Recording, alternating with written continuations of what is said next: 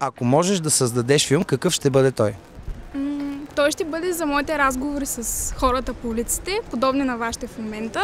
Само че аз се старая да разбера повече за тях. Издадах една книжка с 55 истории и се надявам някой ден да я направи на филм, просто за да разберем сред какви хора живеем. Много псовни отнесох, но и много любов. Така че това ще бъде. Задай въпрос към някой от кинодейците в България. По-скоро няма да е въпрос, а ще е послание за всички от надвис и от Нов български университет.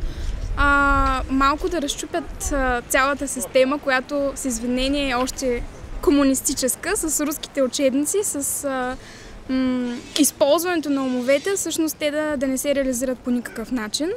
И другото нещо, искам да поздравя целият екип на Кинематограф, защото вече ме приеха, ще пиша ревюта за филми, което отдавна искам да направя.